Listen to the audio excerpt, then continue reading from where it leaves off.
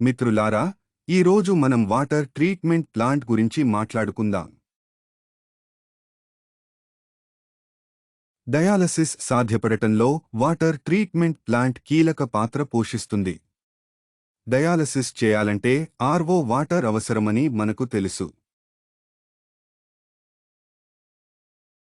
Water treatment plant నుంచి ఈ RO నీటిని పొందుతాం. వాటర్ ట్రీట్మెంట్ ప్లాంట్లో కొన్ని భాగాలు ఉన్నాయి. Sand filter, carbon filter, softer filter, micron filter, high pressure pump, RO membrane, UV, product water tank, distribution line. Water treatment plant ఎలా పనిచేస్తుందో, డయాలసిస్ కోసం ఆర్ఓ వాటర్ ఎలా తయారు చేస్తారో తెలుసుకుందాం. ముందుగా మున్సిపాలిటీ లేదా బోరుబావి ద్వారా ఆర్ఓ నీరు అందుతుంది. ఇది వాటర్ ట్రీట్మెంట్ ప్లాంట్ యొక్క మొదటి ఫిల్టర్ అయిన శాండ్ ఫిల్టర్లోకి ప్రవేశిస్తుంది. శాండ్ ఫిల్టర్లో ఇసుక యొక్క బహుళ పొరలు ఉంటాయి. ఇది పెద్ద కణాలు వంటి శిథిలాలను ముందుకు కదలకుండా నిరోధిస్తుంది. దీని తరువాత నీరు కార్బన్ ఫిల్టర్లోకి ప్రవేశిస్తుంది. అక్కడ నీటి నుండి క్లోరిన్ మరియు క్లోరమైన్లు తొలగించబడతాయి. ఈ తరువాత నీరు మృదువైన ఫిల్టర్లోకి ప్రవేశిస్తుంది.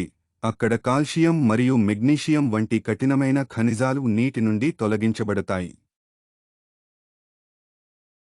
దీని తరువాత నీరు సెమీపెర్మియబుల్ పొరలోకి ప్రవేశిస్తుంది. అక్కడ నుండి నీరు శుద్ధి చేయబడుతుంది మరియు వేరు చేయబడుతుంది. మరియు ఆర్ఓ నీరు ప్రొడక్ట్ వాటర్ ట్యాంక్లో నిల్వ చేయబడుతుంది. ఈ తరువాత నీరు యువి దీపం గుండా వెళుతుంది.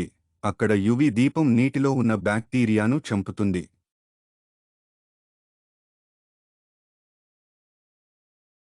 దీని తరువాత నీరు మైక్రాన్ ఫిల్టర్ ద్వారా వెళుతుంది. ఇది ఎండోటాక్సిన్లను నివారిస్తుంది. డయాలసిస్ యంత్రాలు, పునర్వినియోగ ప్రాంతం మరియు డయాలసిస్ మిక్సింగ్ ప్రాంతంలో ఉపయోగించే పంపు ద్వారా ఆర్ఓ నీరు డయాలసిస్ యూనిట్కు పంపబడుతుంది. డయాలసిస్ కోసం ఆర్ఓ నీటిని ఉపయోగించేటప్పుడు రోజువారీ నిర్వహణ వంటి కొన్ని విషయాలను గుర్తుంచుకోండి. రోజువారీ నిర్వహణలో ఆర్ఓ బ్యాక్వాష్ మరియు కడగడం గుర్తుంచుకోండి. క్లోరిన్ స్థాయి లీటరుకు 0.1 మిల్లీగ్రాములు కంటే తక్కువగా ఉండాలి.